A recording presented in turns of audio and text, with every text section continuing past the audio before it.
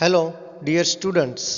I warmly welcome you back to the Rafael BBA Digital Learning. I am Professor Ajay Shukla from Rafael BBA.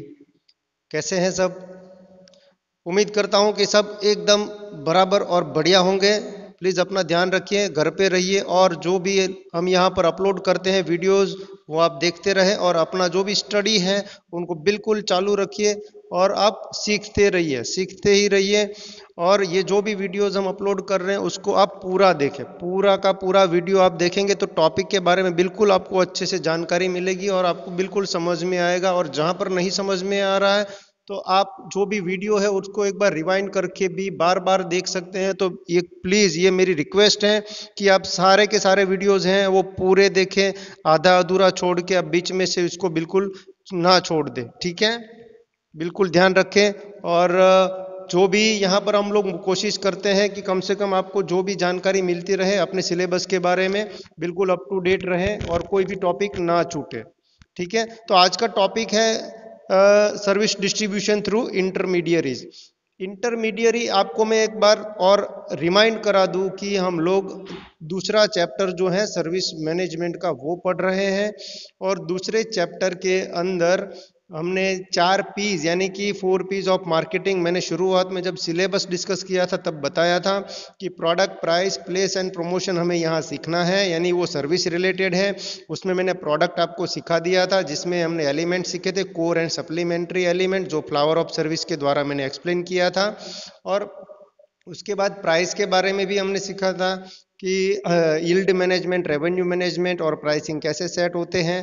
और उसके बाद अभी जो हम सीख रहे हैं वो है डिस्ट्रीब्यूशन का पार्ट, यानी कि 3rd P ऑफ मार्केटिंग, यानी कि तीसरा जो पी है वो 3rd P है, 3rd P, यानी कि ये है प्लेस, ठीक है? प्लेस के बारे में अगर हम देखें तो प्लेस के अंदर ही हम डिस्ट्रीब्यूशन जो टॉपिक है वो इंक्लूड करते हैं। और सर्विस को वैसे देखा जाए तो कुछ नहीं दिख रहा है फिर भी हमें डिस्ट्रीब्यूट करना पड़ रहा है, यानी कि करना पड़ता है और करना जरूरी है और करना ही चाहिए। तो सारे की सारी स्ट्रेटेजीज क्या रहती है वो अगर सर्विस के अंदर भी हम लोग क्या कर सकते हैं, तीन तीन एलिमेंट यानी कि तीन ऐसी स्ट्रेटेजीज हैं या हमारे पास ऑप्शंस है जिसके द्वारा हम अपनी सर्विस जो है अपने एंड यूजर तक पहुंचा सकते हैं। जिसके अंदर जो पहला है वो है फ्रेंचाइजिंग। फ्रेंचाइजिंग के बारे में मैंने लास्ट वीडियो में आपको सिखाया था, एक बार फिर से यहाँ हम आपको रिपीट यहाँ पर मैं आपको बता रहा हूँ कि फ्रेंचाइजिंग जो है वो हम एक्सक्लूसिव किसी को राइट देते हैं on behalf of the franchisor. वो एक होता है फ्रेंचाइजर, जो मैन्युफैक्चरर है, जो खुद जो कंपनी है वो उसको बोलते हैं फ्रेंचाइजर। और जो फ्रेंचाइजी यानी कि जो भी उसके राइट्स ले रहे हैं ऑन देयर बिहाफ, अगर वो कोई अपनी जॉब करे, सर्विस प्रोवाइड करे, उसको बोलते हैं फ्रेंचाइजी, ठीक है? बिल्कुल समझ लेना। जैसे कि डोमिनोज है या तो कोई और पिज़्ज़ाज है यार और सर्विस है, उसको आप देखिए। इंश्योरेंस एजेंसी देखिए LIC है, उसकी ऑफिस कहीं ना कहीं मुंबई या चेन्नई या दिल्ली में होती है, लेकिन आपको सर्विस तो यहाँ पर भी मिल रही है ना। पॉलिसी आपको चाहिए तो वो तो आपको यहाँ पर भी मिल रही है, तो वो डिस्ट्रीब्यूशन के द्वारा ही आप तक ये सर्विसेज पहुँच रहा है या तो उनकी प्रोडक्ट पहुँच रही है। बिल्कुल समझ लेना, सर्विस में बहुत इंपॉर्टेंट है। इसीलिए फ्रेंचाइजी के हमने एडवांटेजेस डिसएडवांटेजेस देखे थे, ठीक है? एक बार रिपीटेडली एक बार वो वीडियो देख लेना। ये स्लाइड मैंने आपको पिछली बार दिखाई थी। Franchising is a system use by the company, यानी कि जो फ्रेंचाइजर उसको बोलते हैं मैन्युफैक्चरर, या तो जो मेन सर्विस प्रोवाइडर है उसको बोलते हैं फ्रेंचाइजर, और जो लोग राइट्स या तो ऑन देयर बिहाफ अगर वो कर रहे हैं काम या सर्विस प्रोवाइड कर उनको बोलते हैं फ्रेंचाइजीज। ओके, यहाँ पर है, देख लेना। उसके हमने बेनिफिट्स और चैलेंजेस देखे थे पिछली बार, एक बार उनको रिपीट आप देख लेना यहाँ पर। अभी हम आगे बढ़ते हैं, लेकिन आगे बढ़ने से पहले देख लेते हैं कि जो 3 तरीके हैं कैसे हम सर्विस डिस्ट्रीब्यूट कर सकते हैं, जिसको बोलते हैं इंटरमीडियरीज। याद रख लेना, ये कोई भी है आपके मैन्युफैक्चरर और कस्टमर के बीच में जितने भी लोग आते हैं या तो परफॉर्म करते हैं उनको बोलते हैं इंटरमीडियरीज। जैसे कि हमने पिछली बार SYBBA में सीखा था कि एजेंट्स, ब्रोकर्स या तो आपके डिस्ट्रीब्यूटर्स, होलसेलर्स और कैरी एंड फॉरवर्ड एजेंट्स, तो ये सारे इंटरमीडियरीज है। अगर सर्विस की बात करें तो उसको तीन तरीके से हम डिस्ट्रीब्यूट कर सकते हैं। एक होता है फ्रेंचाइजी, जो कि अभी हमने डिस्कस किया, दूसरा होता है एजेंट्स एंड ब्रोकर्स, और तीसरा होता है इलेक्ट्रॉनिक चैनल्स। तो आज हम एजेंट्स और ब्रोकर्स के बारे में थोड़ा पता करते हैं कि एजेंट्स एंड ब्रोकर्स वो लोग होते हैं जो कि कंपनी की तरफ से, यानी कि ऑन कंपनीज बिहाफ, वो कस्टमर्स तक आपकी सर्विस पहुंचाते हैं। यहाँ पर ध्यान दीजिए कि जो एजेंट्स होते हैं वो कई बार होता है कि कंपनी ने खुद अपॉइंट किया है और वो रिस्पॉन्सिबल होते हैं। अगर कुछ गड़बड़ी हुई तो वो कस्टमर्स के पास अगर जो भी सर्विस पहुंच रहा है उसमें कुछ गड़बड़ी हुई तो एजेंट्स आर रिस्पॉन्सिबल, जबकि ब्रोकर्स नहीं होते हैं। एजेंट्स में भी परमानेंट, ब्रोकर्स में भी टेम्पररी। और एजेंट्स जो हैं वो कई बार कमीशन चार्ज करते हैं कस्टमर्स से, लेकिन वो अच्छी से अच्छी सर्विस प्रोवाइड आपको कर सकते हैं। अगर कंपनी भी कई बार नहीं दे सकती, वो एजेंट्स के तरफ से आपको वो सर्विस मिल जाती है।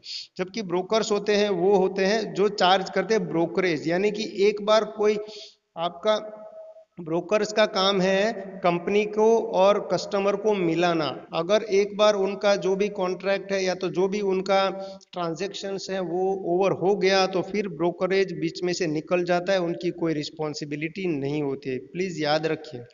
और तीसरा होता है इलेक्ट्रॉनिक चैनल्स, जो कि मैं आपको बाद के वीडियो में सिखाऊंगा। आज हम एजेंट्स और ब्रोकर्स के कुछ एडवांटेजेस डिसएडवांटेजेस देखते हैं, उनकी चैलेंजेस देखते हैं, ठीक है। देखिए, कोई सर्विस प्रोवाइडर है, अगर वो एजेंट्स को अपॉइंट करते हैं तो बेनिफिट्स क्या होता है। एक तो होता है कि produced selling and distribution cost, यानी कि reduced selling and distribution cost, आपकी कॉस्ट है वो कम हो जाती है, जो कि आपका रिस्क भी कम कर देता है। Intermediaries position of the social skill and knowledge, ये सारे पॉइंट आप अपने नोटबुक में आप लिख लेना, नोटिस कर लेना और समझ लेना। वाइड रिप्रेजेंटेशन, आपकी सर्विस को बहुत ही वाइडली वो रिप्रेजेंट कर सकते हैं। अगर आप एक ही जगह पर रहते जो बिजनेस करते हैं, अगर आप एजेंट्स या एजेंसी देते हैं तो आप पूरी नेशन वाइड, स्टेट वाइज या तो डिस्ट्रिक्ट वाइज अपना जो भी डिस्ट्रीब्यूशन है उसको आप बढ़ा सकते हैं और नेटवर्क जो है उसको वाइड कर सकते हैं। तो ये ऐसा यहाँ पर कहने का मतलब है। नॉलेज ऑफ लोकल मार्केट्स, जहाँ पर देखा जाए तो एजेंट्स जो है उनको लोकल एरिया से वो बहुत ज़्यादा अच्छे से परिचित होते हैं, तो आपकी सर्विस को कैसे रिप्रेजेंट करना है वो अच्छे से जानते हैं, तो कहीं ना कहीं आपको उसका बेनिफिट मिल सकता है। चैलेंजेस क्या होता है, loss of control over the pricing, agents कई बार क्या होता है कि कंपनी की जो भी डिसाइड की हुई जो प्राइस है उससे ज़्यादा कई बार चार्ज करते हैं।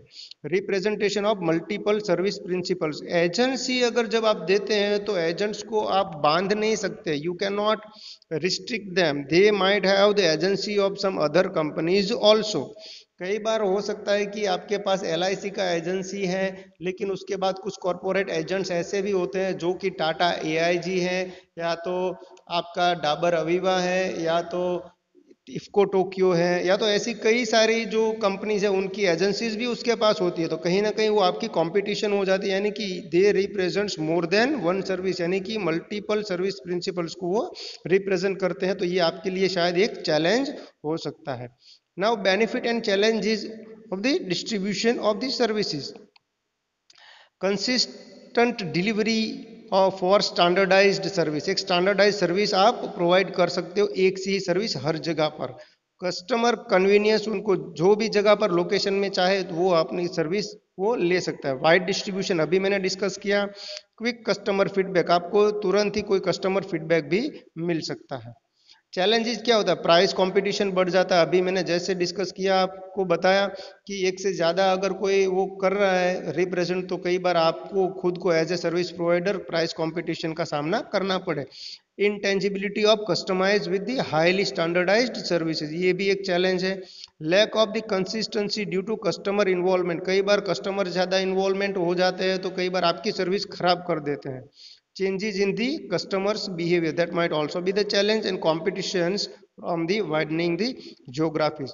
दोस्तों ये यहाँ तक भी अभी मैं आज बस इतना ही आपको सिखा रहा हूँ, तो उम्मीद करता हूँ कि बिल्कुल ये समझ लेना, अच्छे से समझ लेना। कोई भी डाउट हो तो मुझे आप पर्सनल मैसेज करके पूछ सकते हैं, तो मैं आपको बिल्कुल समझा दूंगा, कोई दिक्कत नहीं है। लेकिन अगर जब नहीं समझ में आता है तो हो सकता है कि वो वही वीडियो में मैंने आगे कुछ समझाया हो, तो एक बार ये अच्छे से बार बार देखें, तो आपको बिल्कुल टॉपिक का समझ में आ जाएगा और क्लियर हो जाएगा जो भी डाउट्स हैं, ठीक है।